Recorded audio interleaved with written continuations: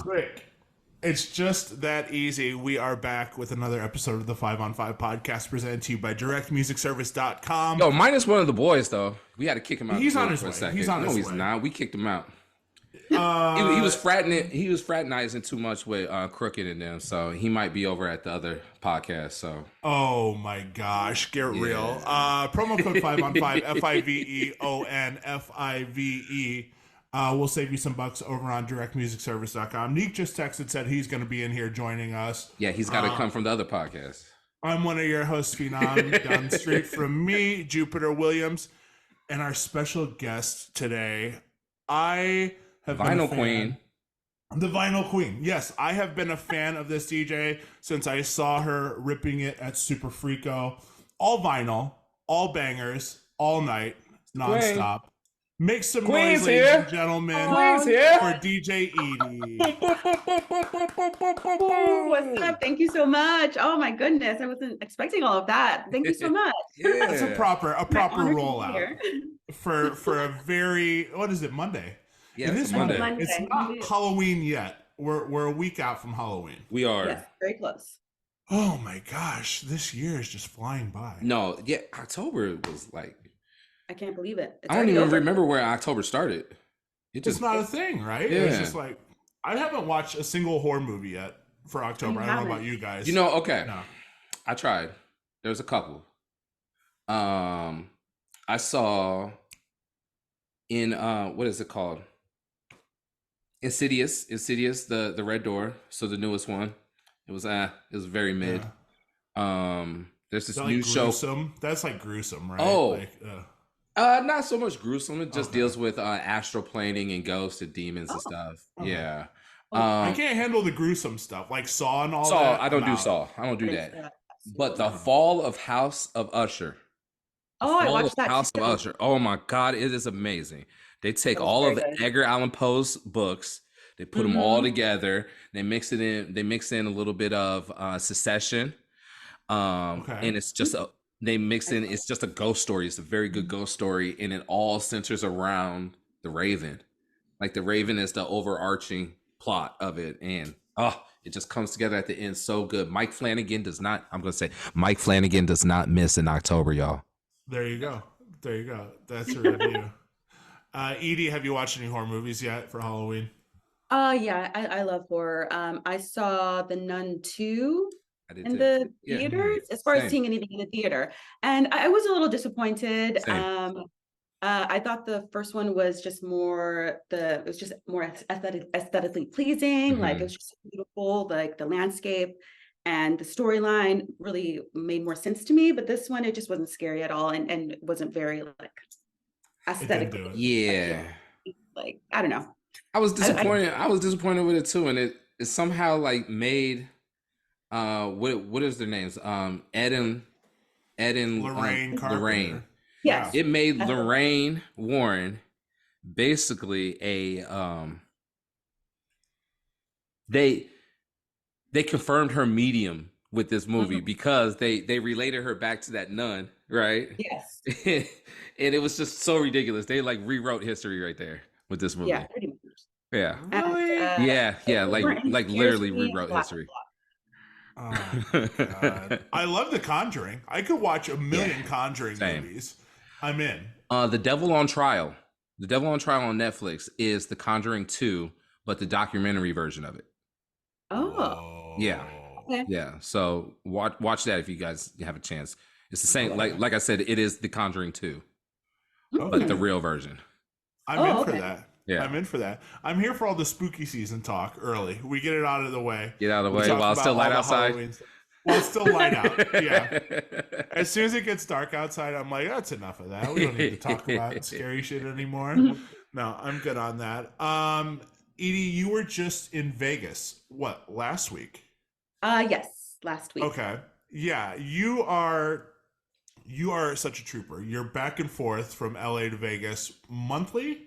Yes, monthly. Yeah. Is that a drive? So I drive. You drive? Okay.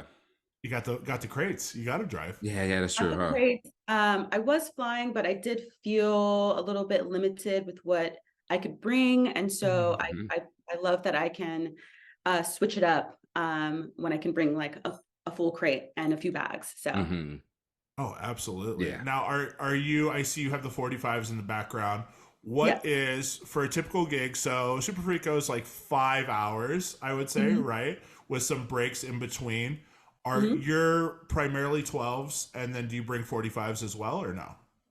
I definitely do both. Sometimes I just absentmindedly don't bring my 45s, but that's only if I forget. But I try to intentionally always pack a few 45s because I've got some great singles in there. So Yeah. I always try to mix it up.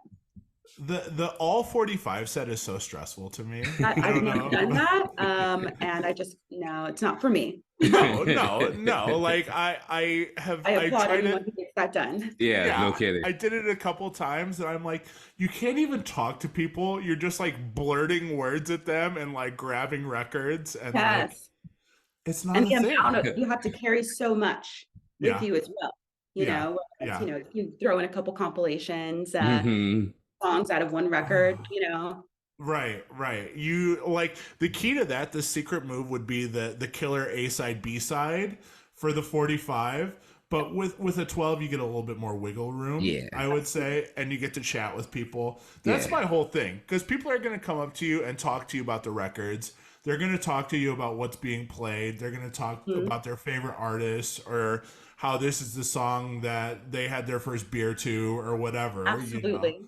And with a 45, you're like, they're just talking through you and you're grabbing records, and it's chaos. It's total chaos. You're quick mixing the entire night, basically. The whole, you know, and like there is a good amount of dead air. Yeah. There's some silence in there. Like if you're having any conversation with anyone, you're like, hold on, you know. So the 12, I'm like, you're going to hear 8 minutes of this song. Enjoy.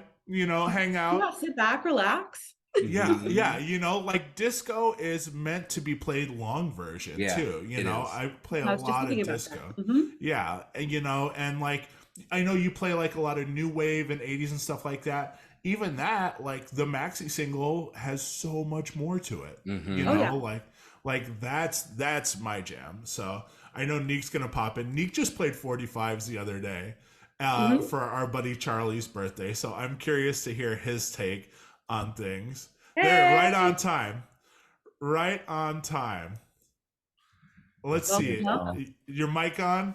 My mic is on. Neek, I already put the narrative out there that we've been beefing with you, and I kicked you out, so I'm back.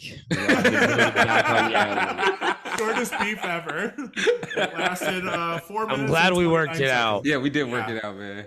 It's been worked out. No, Nick, we were just talking about the 45 versus 12 debate, and we had just spoke on this the other day. 45s and trying to talk to people and trying to DJ, forget it. Not a thing. Not a thing. It's a circus. I got 3.5 minutes to figure this out. Shut up.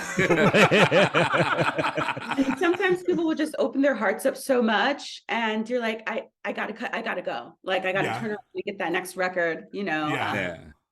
There's so much more going on. I feel like people are more inclined to open up their heart when you're playing vinyl too. Oh, 100% they are. Yeah. They get real nostalgic. They want to compliment you, and it's all very sweet. And they ain't really seen anybody play vinyl too out. And they have to express this to you. Right. They have to tell you their backstory with how they used to collect vinyl, and they tell you about their collection and how it's mostly opera music and Barry Manilow and you know stuff like that. You know, and working at a record store too, I see it too. You know, people they'll call and be like, "Hey, do you guys buy vinyl? I have a bunch at home." They come in and it's all Christmas music and opera music and, you know, records broken in half and stuff like that. Comedy records. Yeah. A lot of that. And they're like, this is my record collection. I don't know what you're going to do with that. like, I don't even know. But I want to get in. I saved the battle for when Neek was here. We have a matchup today. What we do every week, we compare two artists head to head. Their top 5 songs on Spotify. So we're going to go 5 rounds. We're going to go 2 artists today, and the 2 artists are The Clash versus Ramones. We've never done the Clash before.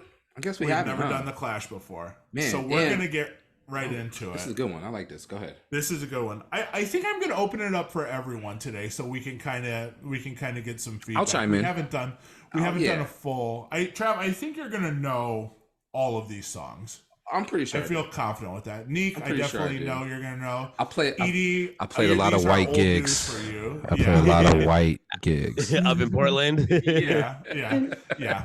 This is I don't think anything's gonna throw you for a loop here. This is like stadium. This is like stadium rock. Whatever. Round one, we're gonna start with Edie. The Clash. Should I stay or should I go? Or Ramones Blitzkrieg Bop. I'm gonna have to go with Blitzkrieg Bop for sure. Yeah. Okay. Same. Cool. Same. I actually like playing the song a lot. I'll play it in the hood crowd too. That one works for the hood crowd? No, it does. Yeah. It does. Yeah. Ramones are universal. It's just so they kind of are. And chaotic and beautiful in comparison, and just I don't know. It's very hip hop. As much as it is pop, as much as it is punk, is very hip hop. So for sure. I mean, they're both speak the same language, punk and hip. Mm-hmm. Neek? I'm Ramones on this one. Ramones. Okay, that's a sweep. Yeah. Round two, London Calling or I Want to Be Sedated. Oh, that's a hard Classics. This is classic material. It's all gonna be classics. You're not gonna hear anything and be like, really? Oh, this isn't one of the ones where we're at the mercy of Spotify's algorithm. No. It did the good job. it's interesting. Okay. I'll say it's going to be interesting. Edie, did you say London Calling? Sorry, I'm going to go for London Calling on that one. Okay. Neek, Trav, any opinions? Thing. I mean, it's a toss-up, so yeah, I'll do the same. Okay. They're both classic songs. Split decision then. Yeah. Second round goes to Clash. Round three, Rock the Casbah or Pet Cemetery, which is kind of surprising. That's the surprise for sure. Yeah. I think because Halloween. Okay, that makes sense. Okay, yeah. Oh yeah, and there was a new Pet Cemetery that just came out too. Oh yeah, there was like a remake. No, and then a sequel to that remake. Oh, terrible. Don't even waste your time. Is that? Don't waste your time. Both of them were terrible. Both of them were terrible. Read the book. A Pet Cemetery sequel. Okay. Yeah. Well, they made like 5 Pet Cemeteries back in the 90s. And then they rebooted it in 2021, I believe. And now they just did a sequel to that reboot. And it's not. It's too much. We get it. First go around, you get it. Boom. We know what happened. Boom. We do. Yeah. We do. How's everyone feel on this round? Which way are we going? Casbah or Pet Cemetery? Casbah for me. Yeah. Casbah. Yeah. Okay. Round 4, Train in Vain or Sheena is a Punk Rocker? Ooh, Sheena is a punk rocker, boy. Yes. Yeah, I was like Ramones all the way on this one. Yes. Okay. Round 5, last round. I Fought the Law or Ramones Poison Heart, which is also surprising. That was almost easy for me. At first, I was gonna go automatically Ramones, but not for Poison Heart. No. Yeah. No. We're going Yeah, Clash. it's gonna be I Fought the Law for me. Mm-hmm. Oh yeah, definitely I Fought the Law. That's too classic. It's way more classic than. No, I'm good on that. The epitome of their message, Right. True. Right. All right. Well, that was kind of split. That was almost even, but we had to go one way or another. Let's get into a little lightning round here. Edie, these are just questions for you. It's going to be a this or that. One artist stays, the other is deleted out of existence. Out of existence? Yeah. So you got to turn around and take that record and frisbee it out the window. Oh, dang. Okay. Into oblivion. Yeah. Into oblivion. Yeah. Okay, or if a little girl catches it and goes to school with it, that's fine too. So. Okay. Starting with 50 Cent or Ja Rule. Oh, Ja Rule's gotta go. I'm sorry. Okay. Cardi B or Doja Cat? Doja Cat. She's gotta go. She's gotta go. Okay. See you, girl. Doja's out. Doja's out. Casey too and much. I could go into it for days, but she's got Oh no. No, Go ahead. keep going. This is good. Yeah, This yeah, is yeah. good. I don't know. I just I try my best to find balance between separating the artist from their art, Okay. and sometimes it's really hard for me to do that. And just knowing, just as a woman of color, being biracial, and her whereabouts within white supremacist chat groups, it's just hard for me to connect to an artist like that. Regardless if it was her past, but it seems like there's a lot of chaotic things going on there, and it gets in the way of my feeling entertained by her. That's fair. For sure. You know, whatever. To each their own, but she's got to go. Shout out to Cardi B. Cardi B, though, I fuck with Cardi B, and consistent. Consistent. Yes, Cardi is very consistent. And hold on. If we're gonna do that, we're gonna have to give a shout out to Partisan Fontaine. Fontaine. Okay. Because Partisan Fontaine writes all her verses. I want to talk about Bongos and how Bongos has been working for me. Oh, it has? I haven't gotten into it yet.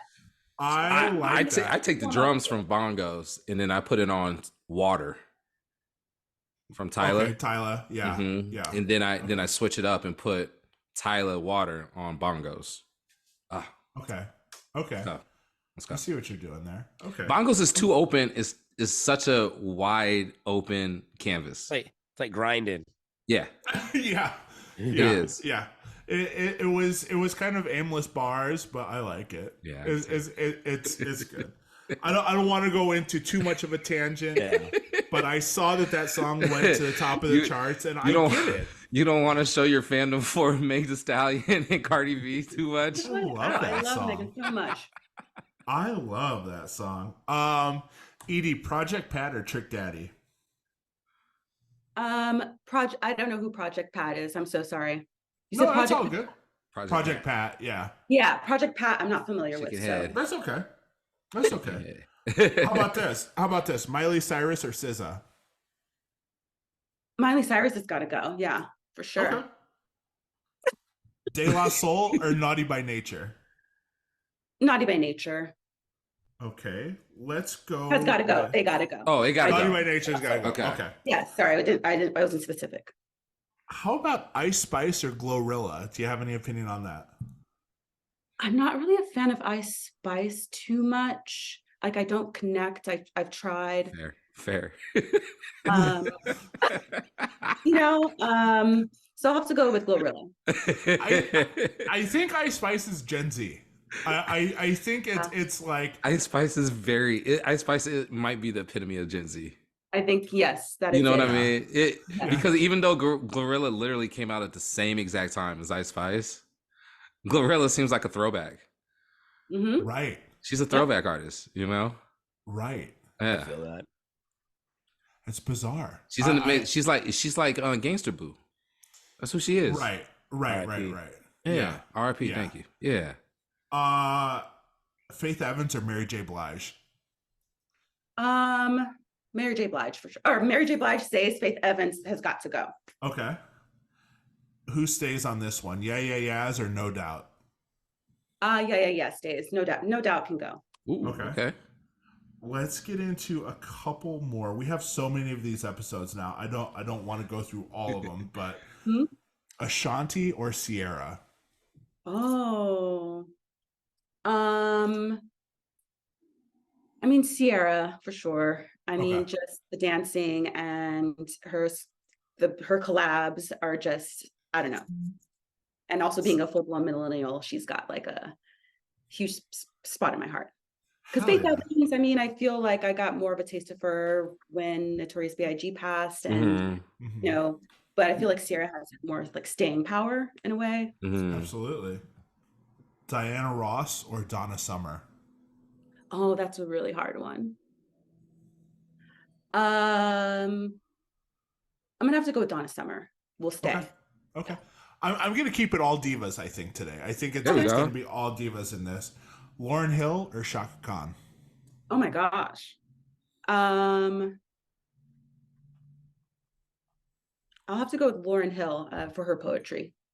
Okay. Like her poetic expressions. Shaka Khan is just more like celebratory and, I don't know, fiery, and I like the poetry of Lauryn Hill.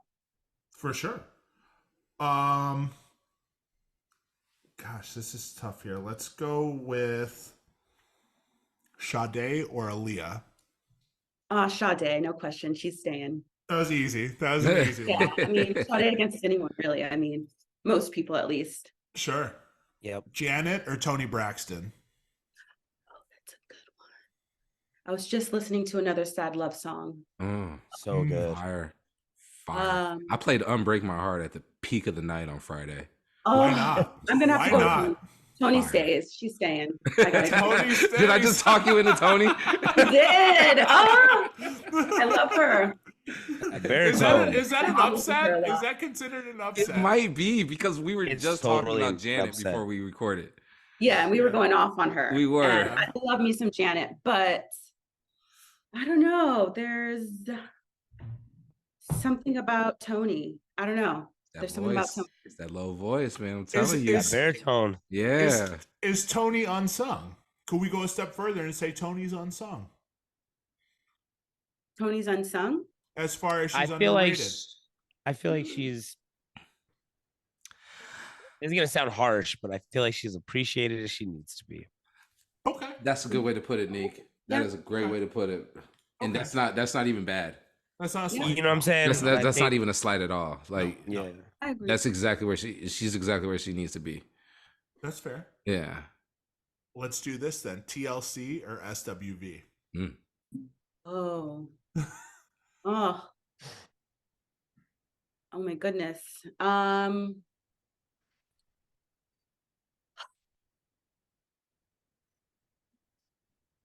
I'll have to go with TLC. Even though SW, I don't know. Hold on. She's This is forgetting about Voices. week. I mean, She's come on, forgetting they're about all week. voices She's for forgetting a about reason. rain. She's forgetting about saying all the anything. songs. She's forgetting about downtown. Oh my gosh. I don't know. I would have to go for SWV for my personal. The switch up. I switched it. Because TLC Trav. is just more, they're more fun and they remind me of my childhood, but SWV it hits different. Yep. Oh my God. It's so good. Madonna or Britney Spears? Madonna for sure. Okay. Mariah or Whitney? Oh, Whitney. That one wasn't easy. Okay. Didn't have to think about that one. No, you didn't. Right. A couple tough ones here. These are staples on the show. Prince or Michael Jackson? Prince. I pretended to think about that one. You did pretend to think about Fake that. out. Were you on Prince the entire time? Was that it? Yeah, no question. That was easy. Sure. That was easy. Tupac or Biggie? Tupac for me. Okay. Again, his poetry is important to me in music, and I liked his political leanings and his how he was unafraid to express himself, speaking for his fellow oppressed folk. So that's why I would pick Tupac. For sure. Last but not least, we ask it every single episode. Will Smith or Jada Pinkett? Oh, get out of here. Get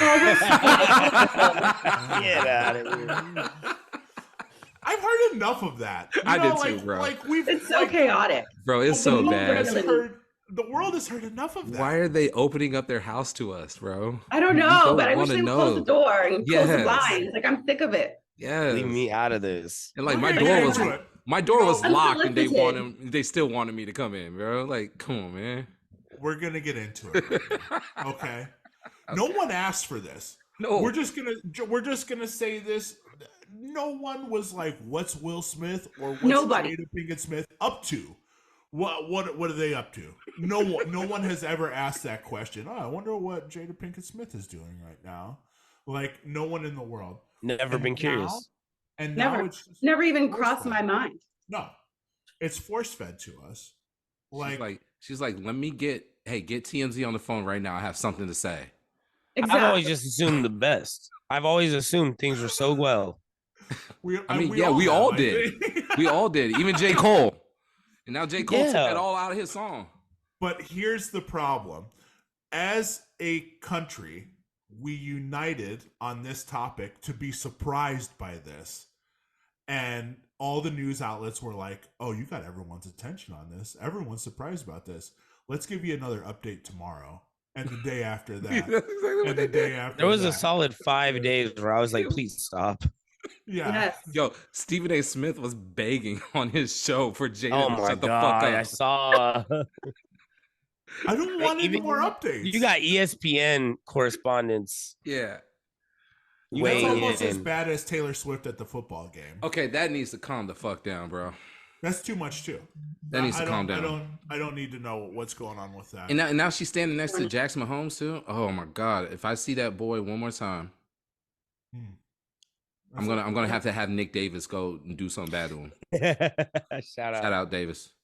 There's nothing going on in the States. There's a lot going on globally that are like major issues right now. Right. Damn, in the dog. States, locally in the States, it's a snooze fest. That's a word. Reaching. We ain't got shit going on but fucking pop culture bullshit. You're 100% right about that. Right. There's not. They're like, what's Jada up to? So That's how slow it is. Yeah. Although, speaking of Philly people, the Phillies are in the world. Are in the NLCS, and it is a very, very good game for all you baseball fans out there. It's very, very, very good series. It's not. We need to round out the lightning round. Yes, we do. Edie, Outcast or Hall & Oates? Outcast or Hall & Oates? Outcast. Okay. That was too easy. That was easy. Okay. Hall & Oates, they're cool and all, but I mean, no. Outcast. That's fair. We do need to make that Outcast or Hall & Oates mashup album. Yeah, no, I completely agree. Yeah. So Edie, I haven't known you for that long, so I want to get into your history as a DJ, your history in the music scene. We have a lot of aspiring DJs. We have a lot of young DJs that listen, a lot of young producers, a lot of young people that are looking to branch out and carve out a path, which is something I absolutely think you've done between Los Angeles with your own party, Wild Wild Life, and out in Vegas by being just the fucking coolest. And then I want to add on to that too, Colin. And being a female DJ of color too, and absolutely that's out here doing vinyl. Yes. So definitely want to hear about all of that. Start us from the beginning. How did you get into DJing? How did you get into music? What were you listening to growing up? Tell us everything. Okay. Where do I even start? So music has really been part of my life. My mom would listen to Tina Turner while she's cooking, and she was very supportive of my music tastes and allowing me to listen to like punk music. I had Prince record or CDs, I should say, and Janet Jackson, her Velvet Rope was so definitive for me in high school. But she would buy me all kinds of albums that some friends of mine were shocked that she would allow me to listen to some of that music, but she was just very open when it came to art in our house. So she was also super cool to let me go to punk rock shows. So I'd get home at like 11, 12, but I would go to these shows in high school, in parking lots, and whatnot. So I became like a huge follower of local punk bands. And one of the first concerts I ever went to was this punk festival with Bad Religion and whatnot, No Effects. So my introduction to music, for real at least, was through the punk scene. And my friends would make zines and we would share compilations with each other. And so that's how I got to know like bands like Bikini Kill and whatnot.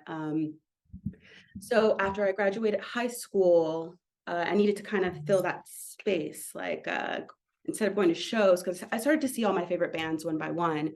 And music was just still so much of a need in my life, socially, just emotionally. It was just a way for me to connect with my peers and to just let out things that are going on in my personal life, as music is just such a strong tool in that way. One of my friends that I made here, she introduced me to different clubs called like underground indie rock clubs. So they would be playing like the Yeah Yeah Yeahs that you mentioned earlier. And it's called like Club Bang, Club Underground. So I was like 18 going to these clubs.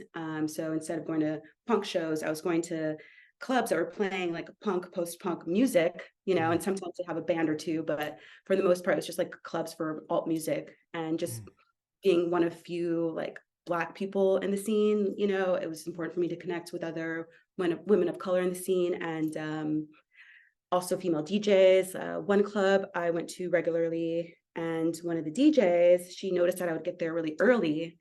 And she was like, oh, let me go ahead and just get you on the guest list. And we would just start chatting it up. From her, I met other friends and promoters. And one promoter I have to give a shout out to is Scarlett Casanova. Shout out. Yes. She's the one who taught me how to DJ. Like, we just got on about our love for music and just naming all these different artists that inspire us. And she's like, I trust your taste. Like, I have this new night at this bar on Hollywood Boulevard. Like, I'll teach you how to DJ right then and there. And it was CDs. So I was using CDJs. And yeah, I learned on the spot, like right there. And I was 20, and when I turned 21, I showed them my ID. They're like, you were 20 this whole time? I was like, yeah.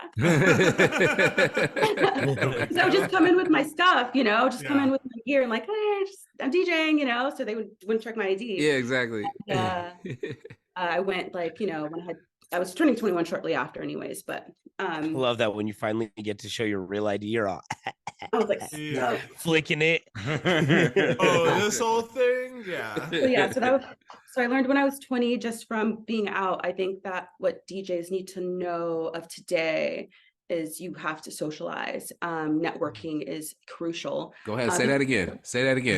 Networking is crucial. So you have to be built for that, because it is a lot of late nights. You have to support other people to the best of your ability, whether it's nowadays, like reposting their events or commenting or showing up and all of that. And that's just how you grow. You can mix and practice as much as you want in your rooms or with your friends, but you have to go see what's going on in the community that you live in, and see what the needs are and wants are. Like, you could bring a new night with a completely different genre of music that you think people will connect to, that a venue might need. So you'll only know that if you're going, so yeah, so that's how I got my start, just being out. I was a club kid. Okay. I was like, club, another club. Yeah. Also, when I was DJing, we didn't really use social media that much. So I was out there physically flyering for parties and printing them, cutting them. So, that was just a big part of my growth, and, getting access to shows because I'm flying for them. So just really boots on the ground and going hard. And from there, I would be DJing at one venue, and then a DJ from another venue is like, oh, you want to DJ with me here? And then it just like built and expanded from there. So it's such a lost art, the art of the networking, the art of even supporting. Yeah. It seems like it's just been kind of lost in translation throughout the years, that people, that step is bedroom to stage. Yeah. Now for new people, and you have to go out. You have to go and actually hear what the hell's going on before you just throw yourself in there. Yeah. And I think everyone should, I mean, I know it's unrealistic now. Everyone should have had to do a year where they had to actually hand flyer. Yeah. Actually go around the city and wheat paste or, pass out, small pocket flyers or whatever. And feel that anguish of, I don't know if somebody's going to come out to this night. I don't know if it's going to be 0 people. I don't know if it's going to be a full room. Nowadays, it's much more polarizing, where it's either packed or empty. But there's been times too where a quarter full, half full, stuff like that, because of you as a DJ promoting it. And I think I know Neek definitely experienced that with Paradise Fever too, as far as it's a slow climb sometimes. Yeah, it definitely is. Absolutely. Yeah. So you have to be patient, and you know, it's I think what works for me and my growth is reminding myself that it's about community at the end of the day. Yeah. And that's what makes it so special to work in this field. And I just try my best to look out for other DJs that I work with. And sometimes, you know, you'll get paid enormously and it's great, but then sometimes it's not that best of a pay, but it is part of the community and you are serving something bigger, you know? Sure. So Sure. I think that to always think of this work as like how much money you can get out of it, I think you have to understand it's also not always about the money. You know, Right. it's not like your basic accounting job or something like that. You know, it's more than that. Right. Totally. Who were your It will give influences? back Go what you ahead, put Nick. in. I was just Yeah. saying it'll Yeah, give you back what you put into it. exactly. Mhm. Yeah, it's nothing's built overnight. And I think people see success for certain people and see that they're older and stuff like that. Like even like the most common example I reference is James Murphy finding success with LCD in his mid 30s. You know, Love James Murphy. yeah, and people being like, "Oh, it's always been a huge band." You know, and it's like, well, he had many projects before that, Mhm. Hmm? you know, and that slow climb, he happened to get it, but think of how many people gave up at that Right. age, you know, in their Right. 30s that were Totally. so close to finding that nugget in the cavern and blowing up. But that's the timing that you find that nugget. You know, I Yeah. feel like in America, especially, we're so obsessed with youth and obtaining success at this age when in fact that's not really how it works, you know? Mhm. Totally. Yeah. Mhm. Absolutely. But When you were growing up, who were you listening to? What were your influences as far as if you were going to DJ, did you have any dance music influences? no, not so much. I guess I my background is more of like the punk alt scene. So Sure, sure. you know, I used to like when I started to DJ, it was all about the indie scene because my Mhm. first residency was at the Echo in Echo Park, Okay. and we would have indie bands. And I think as far as dance music goes, I think post punk is the danciest I would go, you Sure. know, with the Yeah. contortions and whatnot. So Yeah. um, as far as like house music and so forth, more of that has been introduced into my catalog as I've gotten older. But Yeah. in my early days, I was known for mixing freestyle and indie rock and like some like Motown jams. Like Hmm. that was really my fingerprint. Actual open format, like Yeah. real fun open format Yeah. stuff. The stuff that we're all striving to keep bringing back into the club, you know. Yes. Like Yes. it's so tough with everyone having all the music. They just want, you know, just the hits or just the charts or that. Hmm. And I think you ride that middle ground in throwing your night Wild Wild Life, which I wanted to talk about as well. um Definitely tell people the inspiration behind that and what made you kind of create your own party. So let's see, like so yeah, I got my start in the indie scene and I just love keeping music fresh because I do play a lot of older music, you know, and so I found this to be an opportunity to share what's going on in the scene today, you know, Mhm. just because I don't know, I feel like the DIY thing about music, like in post-punk music and the scene, really speaks to me. And um, for Wild Wild Life, I just wanted to. I again going back to the networking and seeing what's in your community. Like I wasn't really hearing a lot of indie nights with Mm. even like indie R&B with like Steve Lacy, like music like that.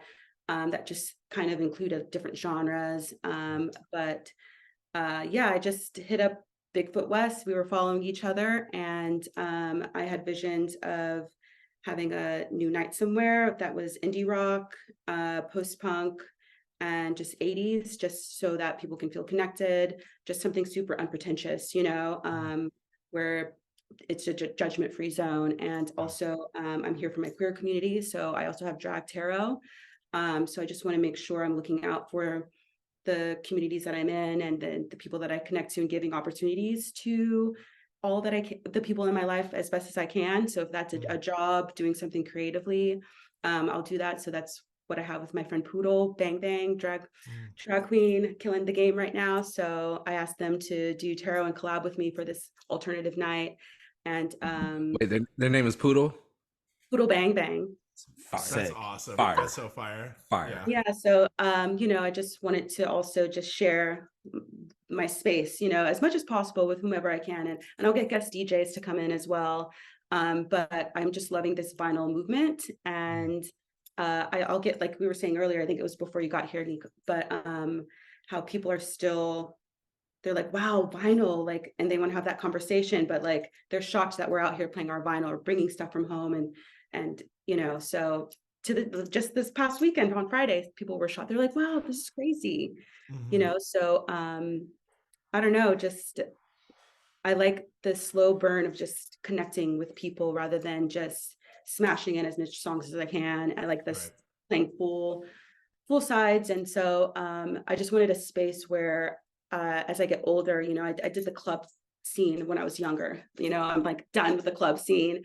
I love the intimate spaces, and that's what I was craving creatively. So that's why I thought of Wild Wild Life in an intimate bar, bring my turntables, and just have like a nice tarot reading and just connecting with people, talking to people. And that's what I crave right now in my career. Yeah. Oh yeah. I think that's where it's at. That's where it's at, for us as well. I can safely say that everyone in this conversation right now feels that same way. It's exhausting to be on the rat race. It's exhausting to be on the hamster wheel of the club circuit and trying to promote yourself and quantify your value to others and stuff like that. And that's another thing too that I've suggested. Everyone should throw their own night. At least at some point in your career, throw your own party, see it win or see it lose, but it's all going to benefit you as an individual and as an artist. That's where the artistry still thrives, in throwing your own night, because we're often at the demands of the venue or the this or the that. Oh yeah, absolutely. Like I've tried to have the night at a different venue, and it wasn't picking up, so I got cut. And you just gotta go with the flow. I've had DJs in my community sometimes take those things personal, which is easy for any of us. And of course you feel like, oh man, this is something that I really thought could grow, and you just have to let's just like take it in stride and just try it somewhere else and not give up. It's just like with any art, like rejection is going to be part of the game. Your night's going to get cut, you're going to get replaced, but don't like let it break your heart too much. Yeah, no, totally. You have to have the thick skin in this scene for sure. And when you're patient, like, and now I have the long terms. I think I'm hitting the year mark now, so I didn't give up on Wild Wild Life. I was like, okay, well, if they don't want it, maybe another place will want it. And now I'm a year in, so you just have to stay true to your vision, no matter how weird or what off the center it might seem. Just go for it. Yeah, the niche thing is that. Yeah. It's tough. It's a tough thing to do, but if you stick with it, and it's also environment is a thing. So one venue might just not sell the idea as well as another one will. And it literally just comes down to neighborhood, the bar itself, and the people that go there. So there's so many variables that come with it, especially when throwing a niche party. It's very easy to be like, what's hot right now? Afrobeats. Let's throw an Afrobeats party. Or like a reggaeton party. Like that's not like these things that aren't really off center right now. It's easy to get that going. But when you're like, oh, I want to throw I don't know, something that's like truly open format, but the throwback music or disco, or, you know what I mean? It's a tough sell, but you have to, it takes time to build a community. And yeah, you got to stick with it too. Yes. People are still finding music too. And that's what people need to realize. Like, it may not appear to someone that this night would appease them until they actually go and take the risk. Until they go and hear something and then Shazam it and then go down that rabbit hole and be like, okay, cool. Now I'm listening to Talking Heads. I'm listening to this and this and this. The amount of discovery that I've seen people do at my gigs, even if it's surface level, like, oh, here's a song off of Rumors, like, and somebody will come up and be like, you know, I've never really listened to Fleetwood Mac. You know, I've just kind of, I've heard the name, or I've heard, you know, I saw the meme or whatever, you know, and then they go down that rabbit hole and then they come back and they say, oh, you know, I did my research and this is something I actually like. Yeah. But people are, I think, and you guys can correct me, it's kind of a give and take too, where people are more willing to branch out now. Because I think people may also be tired of the same old shit being fed to them. Yeah, man. I mean, as of right now, you know, up in Portland, it's just, I am finding a lot of success with playing like them Jodeci throwbacks in the middle of the night, like right at peak night, and it's working. Things that your crowd wasn't alive for. Love it. I would love to. Right. Things that your crowd was not alive for. Right. So things your crowd wasn't alive for. Yeah. Yeah. True. You know, like it's like right there when they were born. You know. Yeah. You know, like. Or you could also like win someone over to the genre, because I remember I had this super disco set somewhere and this metal guy came up. He's like, I'm strictly metal, but I love this song right now. And it was Amy Stewart, Light My Fire. I'll never, because it was such a moment for me, but it was the most disco, high energy disco track. And this metalhead, long hair, all of the above, I converted him. Yes. That's the best. I've had that exact same scenario with the exact same genre, except maybe a different song. But I was about to say the exact same song too. Catching somebody just like out there literally working up a sweat and be like, I didn't know. I had no idea. You feel like a Sherpa now, like a musical Sherpa, you know, taking these people through a journey. I mean, that happens with me a lot, but it's with the hood niggas. Diddle-diddle-doo. It's when I'm playing like a Miley Cyrus song and they singing it, or I'm playing like Vanessa Carlton. I'm looking over and they're singing it. It's like, yo. No, it's same. I know you just came from trapping, boy. Like, what are we doing right now? Party in the USA. The Banshee song too. Yeah.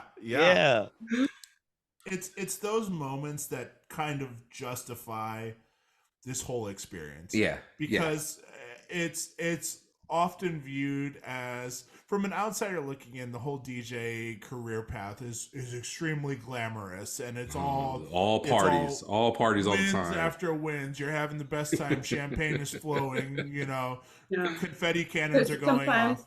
You get a bottle of water and that's it. Yes. That's it. That you bought. You bought. You know, sometimes, more often than not, the bottle server doesn't give a shit that you're there. The staff doesn't give a shit that you're there. You're just a help. And you're like, can I please get a little I cup hate of to water? bother you, but yeah. I always feel that way. Even last night, like I played 12 hours. Oh my God. I got cut early. So I had a 12-hour. You got cut. Oh yeah, we were supposed to do 13, right? Yeah. I got cut early. And even, you know, asking for a meal during that, I'm like, hey, I'm so sorry. Can I order some food here? I've been here for hours. This was 10 hours in, and I'm apologizing for you know, grabbing a meal. And I'm like, they're like, we accept your apology. I guess you can have. We have an appetizer coming out for you. Yeah, it's on its way. We have a bread bowl coming. Yeah. We'll throw it to you. Yeah. You fucking bum. Yeah, you Dare you. bum.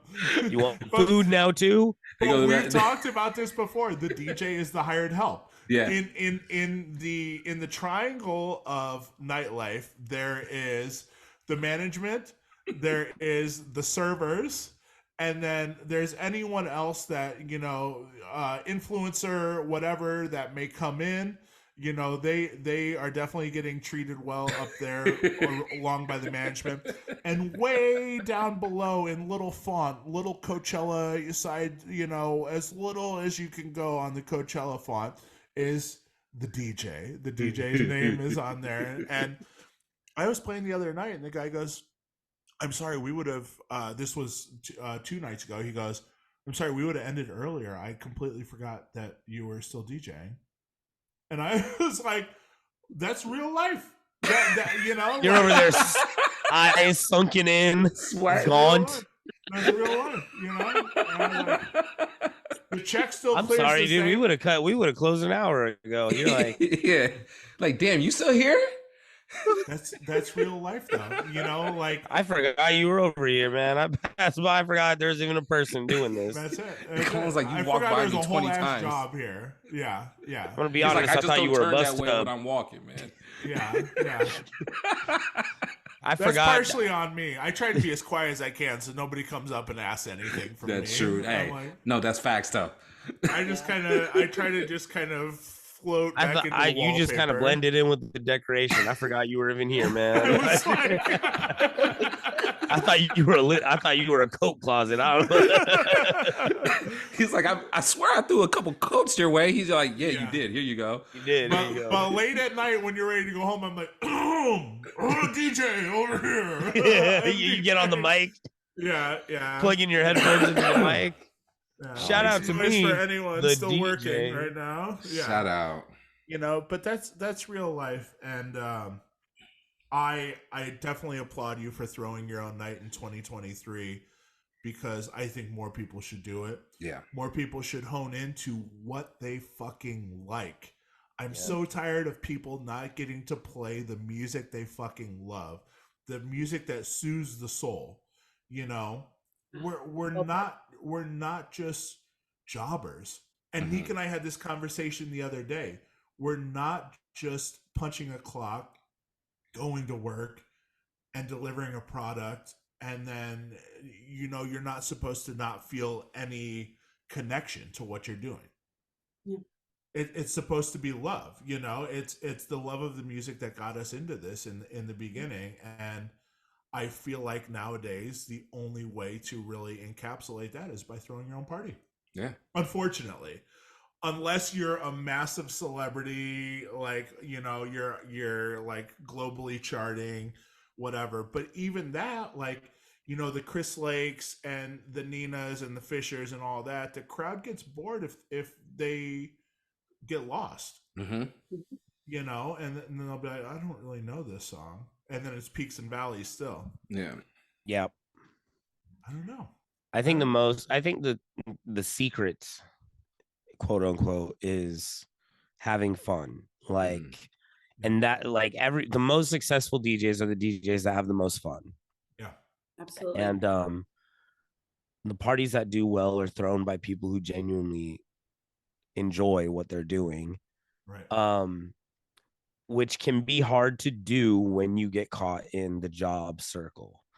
Like when you're on that treadmill of just playing gig after gig after gig, where it's music you don't necessarily care about or aren't invested in, or just tired of. That's a thing too. You may have loved it at one point, but you got to do it every day. It changes things. And you're not really given the reins to open up, or it's not being received well. You got to find a way to make it, whether that's sandwiching your songs in between songs that you have to play, or, changing up your routines a little bit. You have to continue to at least get really good at pretending to have fun. Yeah. It sucks that it has to be calculated risks, but also you're, like you said, sandwiching those songs where you're like, this one's for me. I know that no one in this room knows this or no one wants this, but this is keeping my spirit alive. You have to sell it. You have to fucking sell it. That's the other thing. If you're gonna play a weird song, you gotta sell it. True. Like if you're gonna play something out there, you can't just be like looking to see if anybody else likes it. Looking to see what heads are bobbing. Yeah. Like you gotta dance. You have to be the one. Yeah. Edie, as your career evolves, have you had any interest in production? Have you heard sounds where you're like, there's something I want to make out of this? Because I know you play guitar as well. You play instruments as well, correct? Yes. Yeah. So I'm planning on hitting that rock and roll circuit. I don't know. So I do play guitar. It's Are you in a band? It's I'm like a band of my own, you know. So, but were you ever in a punk band? Not to hijack your story. Oh no. I've just jammed. I'm like a jammer. So okay, I wanted to know if you were in a punk band, and I wanted to know your band names. Oh, okay. Made it official, but no, just friends I would jam with who are in punk bands. But yeah, I mean, I don't know. I think that I just get inspiration just maybe for my own songwriting, but I mean, I want to produce rock and roll music, basically. Hell yeah. Dope. Hell yeah. So, especially it just, there aren't a lot of, I want to represent like the alt Black kids out there, just because growing up, I can count the amount of like, on one hand, Black people in my scene. But I'm also Latina, so there are a lot, especially in LA, there's a lot of the Latina goth alt scene is huge. So I'm grateful for that. But otherwise, I want to represent people of color in the rock scene. Hell yeah. As corny as that sounds, I don't know what that sounds like, but not corny at all. Sound like you talking to Prince. Yeah. So I do feel fortunate that most of my gigs, I've been able to play the music that I want. I purposely try to find those places. I've had a few gigs where, I did have to curate a set accordingly to whatever their vibe is. But most of my gigs, I have pretty free reign. And so that kind of feeds into my music of just like that DIY, staying true to yourself, self ethos. I don't know. I just, I'm stubborn in that way. So, I don't know. I think, production wise, I'm not really thinking of when I'm DJing music, like I just like to mix based on instrumentation. So, if a hi-hat will, transition well into the next hi-hat, like I'll listen to that, or a guitar riff will feed into the next one. So I guess I listen to like the instrumentation in that way, but not really in like, I don't dream of like production in that way. I think I would love to produce my music and other alt people, but I just love DJing and then hopefully producing my own like rock album. Hell yeah. That's super dope. Hell yeah. What is left on your bucket list? I know you've kind of alluded to a couple things as far as just now, saying production on a rock album. What do you inspire to do as a DJ? So, I mean, one of my biggest dreams was to work in music full time, which I had done just a year ago. I was working at a museum, the LA County Museum of Art, for many years. I've been moonlighting as a DJ forever. And just this past year, I've been able to do it full time. So that was one of my biggest dreams, was to work in music, doing DJing, promoting and all of that full time. So that was really a big part of my dream, so that I can focus on writing my own music and performing as an artist myself. Yeah. So I guess my next big, but as far as DJing goes, I would love to DJ across the pond, like in London, because their disco scene out there is insane. The disco scene specifically. So jealous. DJ out there. I don't know if you've heard of Carolus out of London. Kiro. Careless. Girl, yes, fucking, I would love to DJ with him in London one day. But that's like on my bucket list, is like a sick ass disco London set. Yeah. On that. Hell yeah. They have the hi-fi game down. I'm sorry? They have the hi-fi game down too, as far as all the hi-fi lounges. Yeah. Mm-hmm. Yeah. It's done so well. And Nick and I just had this discussion the other day, like, London is, I was just there 2 weeks ago, and London is so much more receptive to music. Period. All music. Yeah. Yeah. I was just gonna say, what is that? Why is the general public just more open to, because I bet like, they don't because disco? our music comes with so much more bullshit behind it. Is it because It's of so much our other bullshit behind it, man? It's the corporations behind it. It's the I was just gonna say the it's money the corporate behind entity. it, and then it's the personal shit behind it too. It's the beefs behind it. You know, like they don't care about that shit.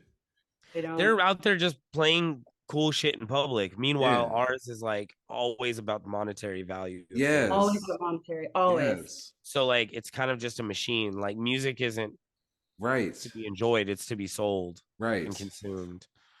Here, anyways, and over there we're the factory. They're the consumer, basically. That's how they look at it. Yeah, right. And out there, they're just. I mean, I'm not there day in and day out. I don't really know what's going on, but it just seems like the general public, like, cooler music thrives out there for a long time. Yeah. Yeah. It's crazy. We could definitely learn a thing or two from the way music is consumed in other parts of the world.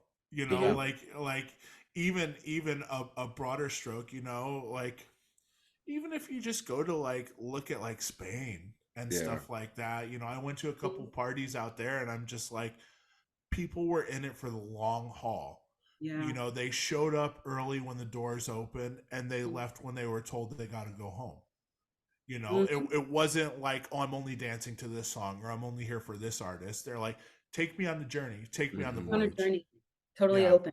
Yeah, and that's what I feel is lost in the States when you look online and you see on YouTube compilation videos of only the drops for some festival things, and you're like, shit, this sucks, man. You know, like people just want just the biggest drops for dance music or this or that. Yeah. And then, or they take their video and then they stop immediately. It's so bizarre, man. Like it's gotten to the point where I often am like, nobody actually cares about, like, the majority of people don't actually care about music. Yeah. So I always tell people, like, don't get your feelings hurt when you're DJing and people aren't that receptive, because you probably care the most about it you're the person that probably cares the most in the room. So you can't get your feelings hurt when people aren't like that receptive of something or whatever, like, because most people just turn on FM radio and go on about their day, which I couldn't imagine, you know what I mean? But it's so weird to think that over there, people, like, at least a good portion of the people give a shit. Absolutely. It's a different energy there. Different. That is bizarre to me. Like, I see like Defected events, and speaking of Careless, he plays for Glitterbox now, like, and they're like main room festival things. Insane. It's and insane. Out here, it's lucky if a little club can get that. It's with like the same promotion, like Glitterbox. It's crazy. Like, I remember I was in Camden, same time last year, around like the mid-October, and just like people weren't on their phones as much. It's just a completely different culture, you know. People are more present, you know, which is why I think these nights, these visions are so fruitful, you know, because people want to engage, they want to be there, they're not concerned with anything else. Yeah. That's what we need to get back to, or two in the first.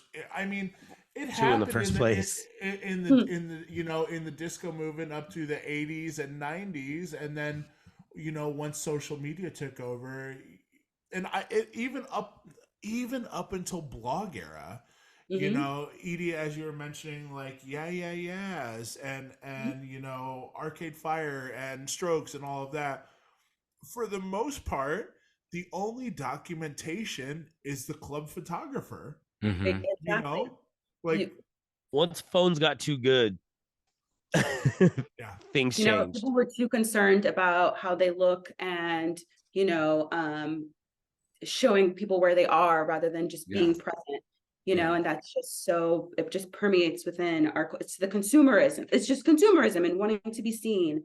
And it's just completely different here. So we're blessed and lucky to have nights where, you know, people are really engaging. And, you know, I savor those moments when people really let loose. They're not on their phones, you know, which doesn't happen too often, but I love those moments. And I know you all see that at your night. Of course. That's a testament of throwing a well-themed night too, where you're like, I'm not throwing a bubblegum night where everyone's gonna film, you know, the Taylor Swift song or the this or the that. You're like, hey, I'm here on behalf of the real music lovers, and you can't really fake that funk when it's like Susie and Talking Heads and stuff like that. It's got to be like, are you here for the music, or else you would leave, you know? Yeah. So Straight up, yeah. Shout out to that. We have a couple housekeeping questions that we always ask every time that we do this show. So I'm going to pass it to Neek. Oh, wow. We actually haven't done this in a while. It's been a while. We actually haven't. You're right. You say every time, but I feel like it's been a little bit. So, speaking of American consumerism, what we like to do around these parts is set our friends up with fast food endorsement meals. Oh. So, what I want to know, Edwina, is what is your fast food endorsement meal? What is your fast food go-to? And how can we zhuzh it up? Like, I'm talking Cardi B at McDonald's. I mean, I my favorite fast food is In-N-Out. Okay. Yep, we can start there. I get there. I'm a pescatarian, meaning I only eat seafood. So I get their grilled cheese, animal style, no pickles, and animal style fries to just get crazy. There you go. And That's to a drink? DJ Edie meal. Oh, and pink lemonade, medium pink lemonade. Okay, cool. Oh, okay. Do we know what pink lemonade is? Did we go down this rabbit hole? I don't think we did, but I think You don't know? What do you mean? What is pink lemonade? isn't pink lemonade just lemonade with pink coloring in it? We talked about this on I thought the we show. talked It's about that, just- right? It's just Yeah, a it turns different out it's color. just color. Yeah. Or it's like a little like, I don't know. I always thought it was maybe like a hint of grenadine or something. Strawberry. Yeah, I thought it was a hint of like cherry or something. Or like that, strawberry. yeah. No, it's just color. Yeah. It's just lemonade. Oh, well.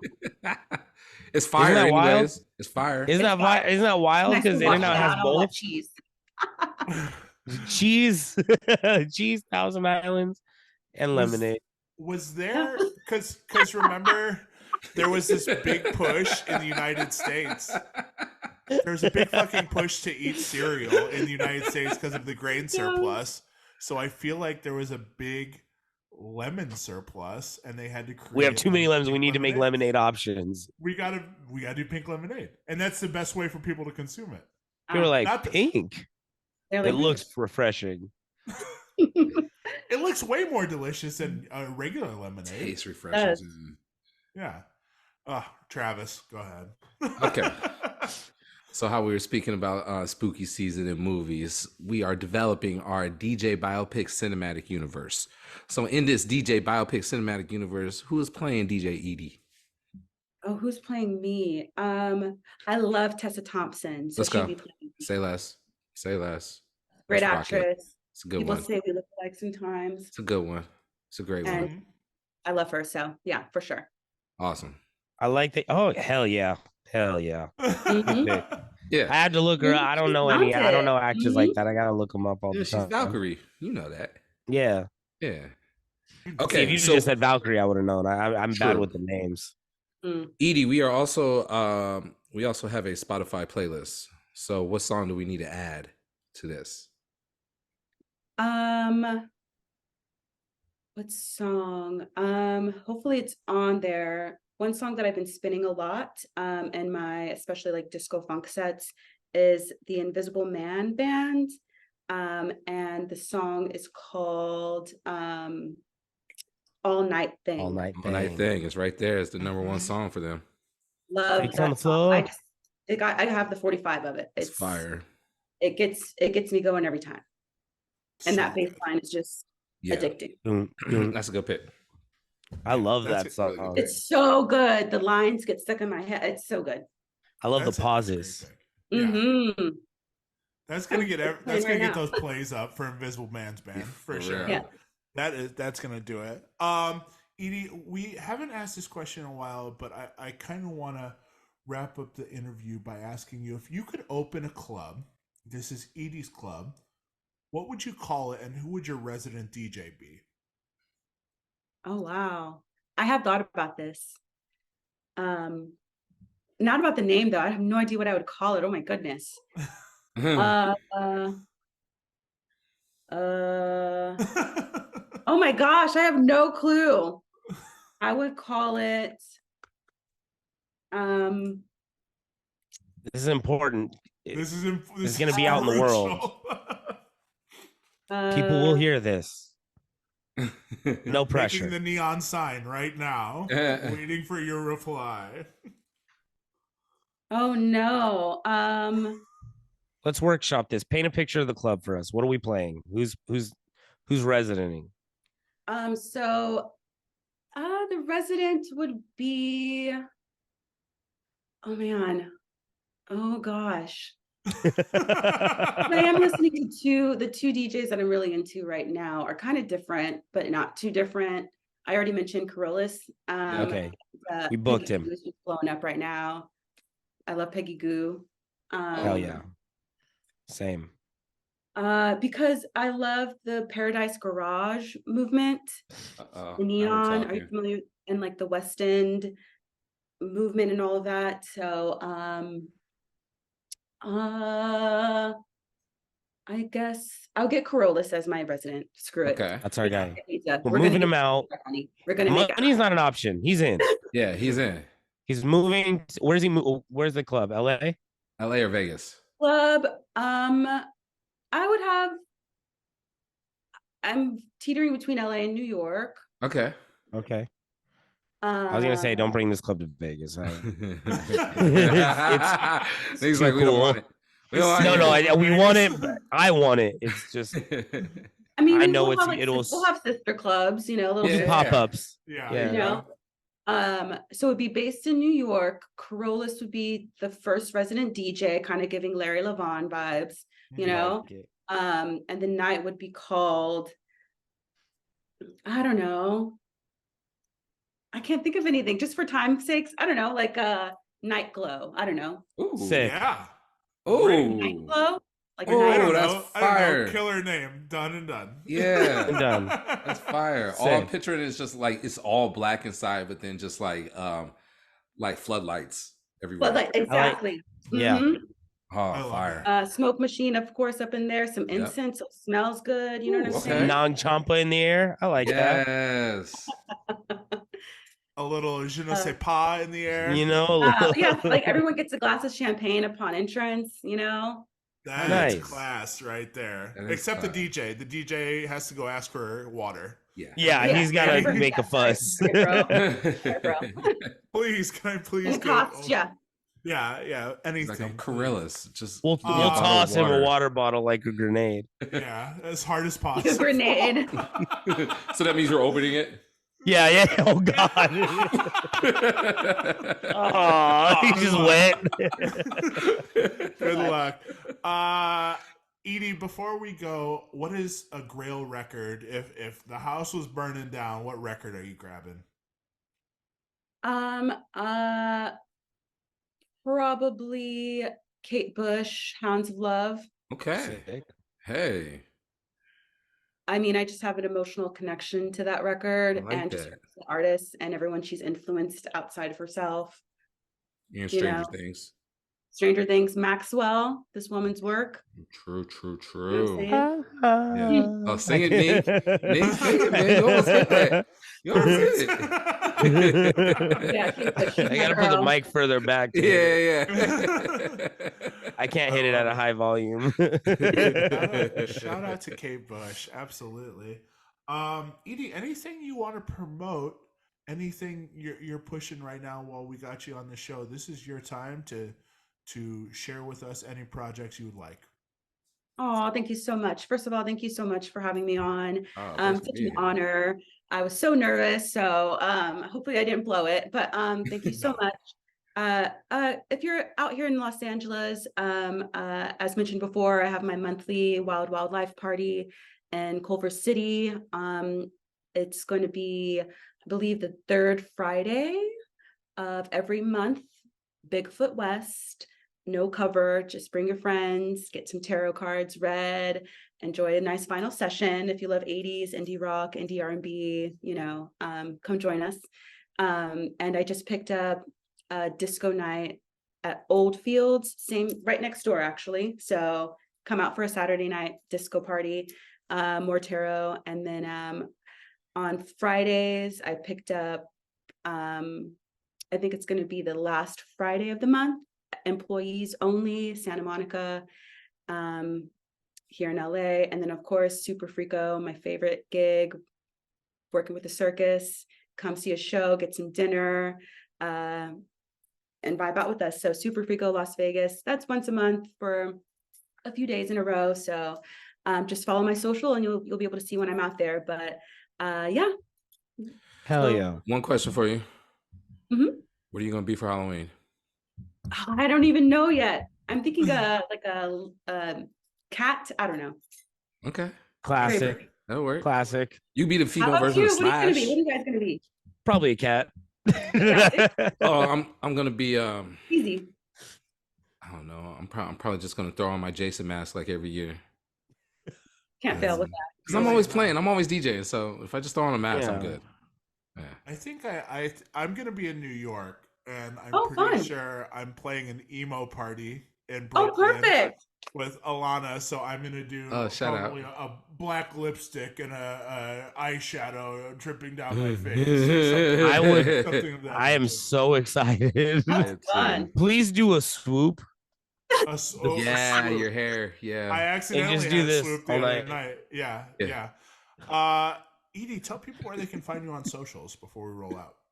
Oh yeah, so my Instagram is going to be my full first name, which is Edwina, EDWINA, my middle name, which is Nicole, NICOLE, and the same goes for my Twitter, and I believe also for TikTok, but I'm most active on Instagram. That's where I post my flyers for my events, and you'll find the link to my website, which is freesoulrebel.com in my bio, where you can find the music that I've produced myself. So, and hey y'all, you can't spell Edwina without win. Okay. Hey. Oh. You're sorry.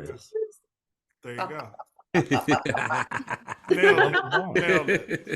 Nailed it. Thank you so much for joining us. Always a pleasure getting to chat with you. Oh, thank you. You guys were great as well. Thank you. Edwina, make sure you go check her out. Los Angeles, LA, Las Vegas, and hopefully in Europe soon. Oh, hold on. Let me add one more thing. Yes. London, what's up? Or for all you guys, shout out London. Hit my line, London. Big up. London's calling. London's calling. Big up. Outside.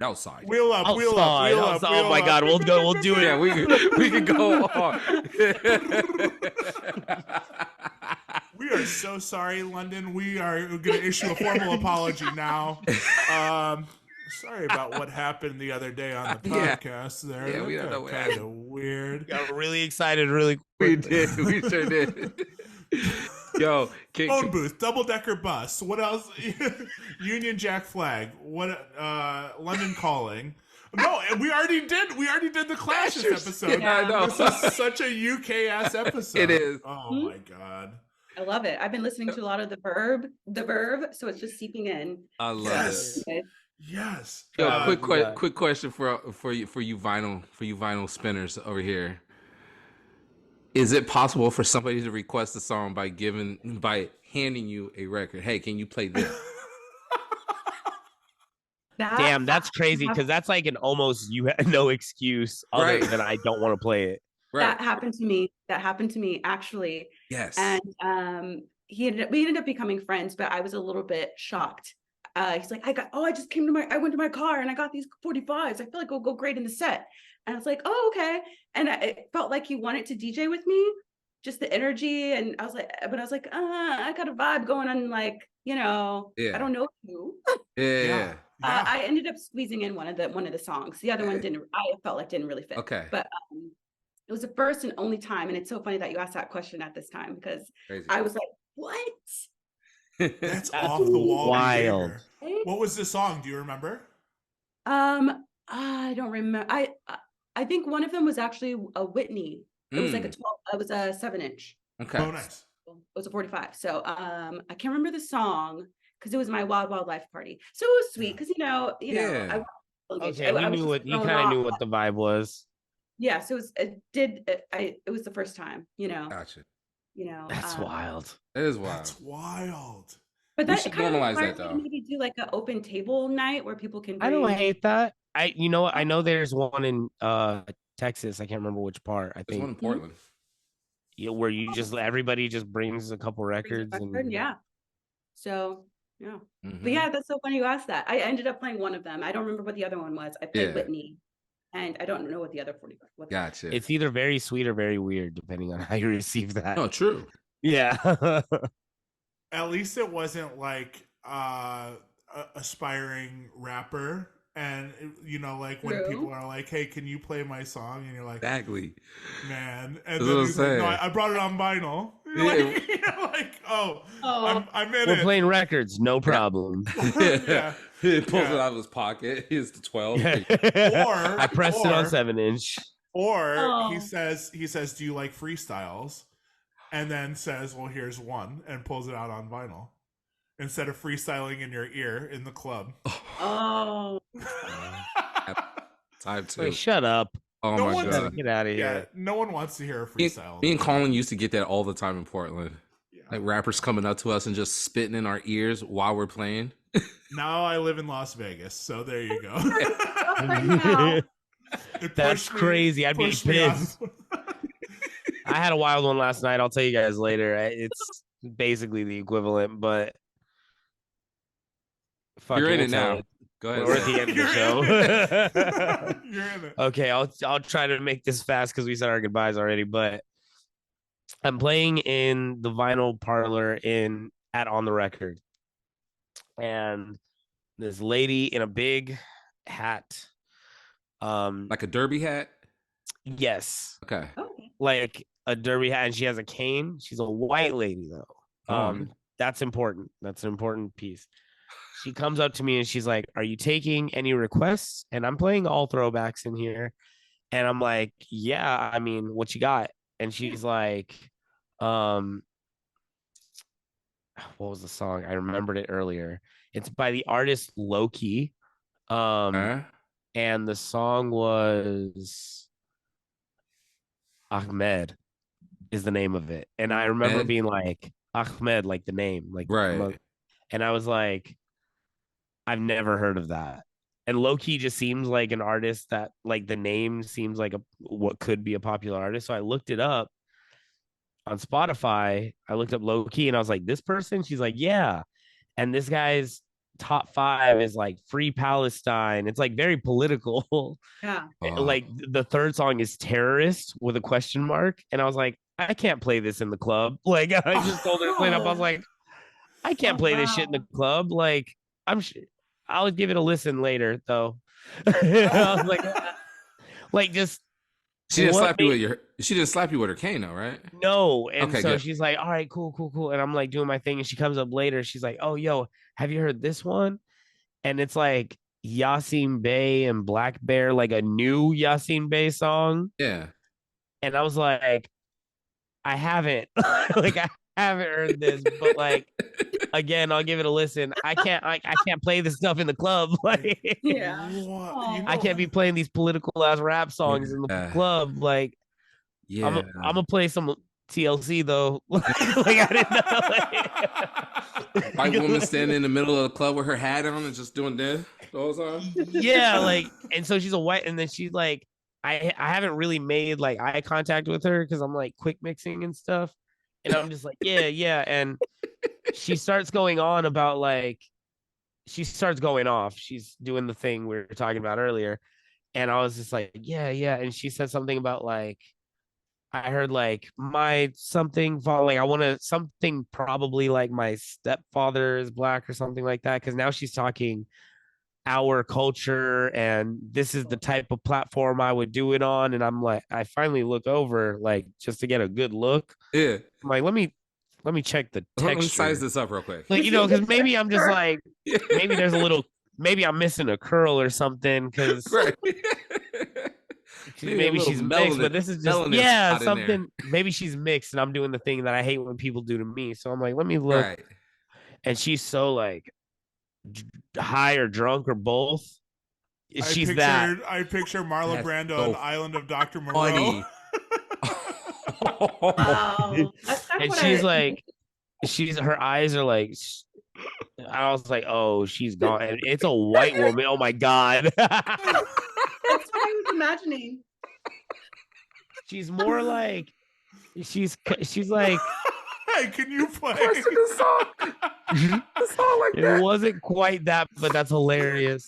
No, and then here it is. Hey, can you you don't got it? You don't got that song? You got this song?